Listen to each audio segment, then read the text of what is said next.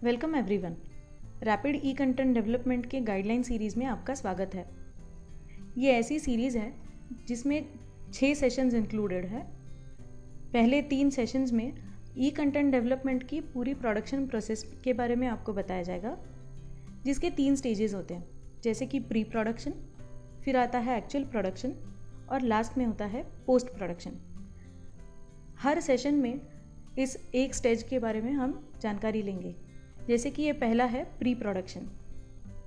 इसमें आज देखते हैं कि प्री प्रोडक्शन में कौन सी स्टेप्स इन्वॉल्व होती है। प्री प्रोडक्शन का मतलब होता है actual content development, video recording, animations. इसके लिए जो कुछ चीज़ें आपको चाहिए होती हैं उसको इकट्ठा करना, उसको लाइन अप करना। जैसे कि आपके कोई एसेट्स होंगे, आपको स्क्रिप्ट लिखनी पड़ेगी, लेकिन उसी के साथ सबसे इम्पॉर्टेंट बात यह है कि आपको आपकी हर एक्टिविटी के बारे में, आपके लर्निंग ऑब्जेक्ट के बारे में डिटेल्स में सोचना होगा और उसका स्कोप फाइनलाइज करना होगा। उस हर एक्टिविटी को हम फ्रेम बोलते हैं। इस हर फ्रेम का या फिर एक्टिविटी का आपको एक ऑब्जेक्टिव सेट करना होता है। फिर एक्चुअल एक्टिविटी में इन्वॉल्व स्टेप्स आपको कहीं पे लिखने होंगे या फिर उसके लिए आप वर्ड डॉक्यूमेंट या पावर पॉइंट प्रेजेंटेशन का यूज़ कर सकते हो, जिससे आप स्टोरी बोर्ड बनाते हो। Story board is nothing else but steps involve in that activity. इसके बाद आती है समरी। ये देखा जाए तो सिंपल सी बात है, लेकिन बहुत इम्पॉर्टेंट होती है कि जो एक्टिविटी लर्नर ने सीखी है उसको एक ब्रीफ समरी मिलनी चाहिए। उसके बाद आती है एक्सरसाइज। इस हर स्टेप के बारे में भी अभी हम डिटेल्स में देखेंगे। इस पूरे एक्सरसाइज को समझने के लिए हम यहाँ पे एक एग्जाम्पल लेंगे। एग्जाम्पल के तौर पे हम देखेंगे विकिपीडिया यूज़ करना, जिसमें से सबसे पहली स्टेप होगी फाइनलाइज स्कोप ऑफ एक्टिविटी, जिसमें आपको एक लर्निंग ऑब्जेक्ट को आइडेंटिफाई करना होगा। यहाँ पे हम देख रहे हैं विकिपीडिया यूज़ करना। ये हुआ लर्निंग ऑब्जेक्ट, लेकिन यह अपने आप में बंच ऑफ एक्टिविटीज़ हो सकती है, जैसे कि search on Wikipedia, finding and citing references, making an book, creating a PDF, etcetera. इसमें आज हम देखेंगे एक specific activity, making an e book from Wikipedia. इसी तरह आप भी कोई भी रिकॉर्डिंग से पहले हर लर्निंग चंक को ऐसे छोटे छोटे टुकड़ों में बांट दें। हर एक्टिविटी के लिए एक्चुअल एक्टिविटी स्टेप्स के साथ एक ऑब्जेक्टिव, समरी और एक एक्सरसाइज ज़रूर दें। अब जैसे हम यहाँ पे एक्टिविटी को फाइनलाइज करेंगे, making an e book from Wikipedia.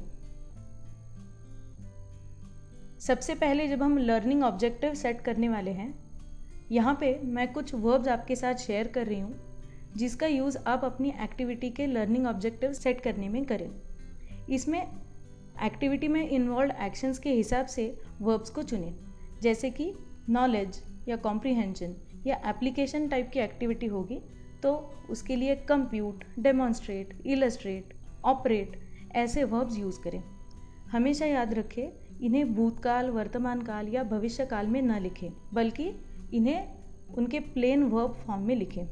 जैसे क्रिएटिंग एन ई बुक ना लिखे, बल्कि लिखे क्रिएट एन ई बुक। इसीलिए अभी की हमारी एक्टिविटी में ऑब्जेक्टिव रहेगा create an e book from Wikipedia. लेकिन इसके अंदर भी उसमें कुछ छोटे छोटे इनेबलिंग एक्टिविटीज़ रहेंगे, जैसे कि विकिपीडिया ओपन करना, विकिपीडिया में सर्च करना और विकिपीडिया से ई बुक बनाना। ध्यान से देखें तो यही एनेबलिंग एक्टिविटीज़ आपकी स्टोरी बोर्ड की तरह भी काम करेंगी और एक्टिविटी ख़त्म होने के बाद जो समरी होगी उसमें भी इसका भाग होगा। हमेशा याद रखें कि आपका ऑब्जेक्टिव और समरी सेम हो, तभी लर्नर को समझ में आएगा कि उसे जो प्रॉमिस किया गया था उस लर्निंग ऑब्जेक्ट के दौरान वो उसने पूरी तरह से देखा और कुछ मिस नहीं हुआ। ये बात ना कि सिर्फ एक एक्टिविटी के लिए लागू होती है, बल्कि ये एक छोटे लर्निंग ऑब्जेक्ट से लेके एक मॉड्यूल या फिर पूरे कोर्स के लिए भी लागू होती है। चूँकि अब आपने लर्निंग ऑब्जेक्टिव और एक्चुअल एक्टिविटी और समरी प्लान कर ली है, इस पे आधारित एक एक्सरसाइज एक्टिविटी को अंत में रखना लर्नर एंगल से काफ़ी फ़ायदेमंद साबित होता है। जो एक्टिविटी लर्नर ने देखी और स्किल्स सीखी वही इस एक्सरसाइज के माध्यम से वो दोहराएगा, जिसमें उसे याद रखने में मदद मिलेगी। इसी को लर्नर रिटेंशन कहा जाता है। Create an e book from Wikipedia इस लर्निंग ऑब्जेक्ट में देखेंगे मेरा ऑब्जेक्टिव और मेरी समरी सेम रही है। एक्सरसाइज जब आप देंगे तो उसमें दो तरीके के एक्सरसाइज हो सकते हैं, क्लोज एंडेड और open ended. Close ended type के एक्सरसाइजेज में उसके लिए एक कुछ निश्चित अंत होता है और उसका रिजल्ट भी उसको इमीडिएट मिल जाता है। ये जनरली ऑटो मार्किंग टाइप के एक्सरसाइजेज होते हैं, जिसमें objective questions, true false, match the following इत्यादि प्रश्नों का समावेश होता है।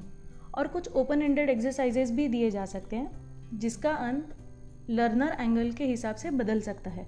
ये मोस्टली सेल्फ असेसमेंट टाइप की एक्टिविटीज़ होती हैं, जैसे writing an excerpt, summarising, giving opinion, या फिर क्रिएटिव डिजिटल आर्ट्स के लिए जो स्किल्स इस लर्निंग ऑब्जेक्ट में उसने सीखे होंगे उस हिसाब से आउटपुट बनाना। जैसे कि हमने देखा कि हर लर्निंग ऑब्जेक्ट के लिए एक समरी होनी ज़रूरी है, वैसे ही हमारे इस सेशन के लिए भी समरी है, जिसमें आज आपने देखा किसी भी कंटेंट फ्रेम या एक्टिविटी का स्कोप फाइनलाइज करना, उसके डिटेल्स लिखना, उसके लिए ऑब्जेक्टिव सेट करना, उसमें इन्वॉल्व स्टेप्स के हिसाब से छोटी छोटी एनेबलिंग एक्टिविटीज़ प्लान करना, उसके लिए समरी लिखना और उसके लिए कुछ एक्सरसाइज देना।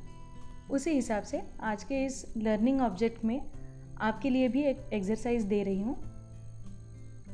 जो आपने अभी देखा उसी तरीके से आप भी एक एक्टिविटी को डिसाइड करें और उसमें फाइनलाइजेशन करें। उसके लिए एक ऑब्जेक्टिव सेट करें, उसके लिए समरी और एक एक्सरसाइज भी प्लान करें। इस सब का एक बेसिक स्टोरी बोर्ड बना के कृपया हमें भेजें। धन्यवाद।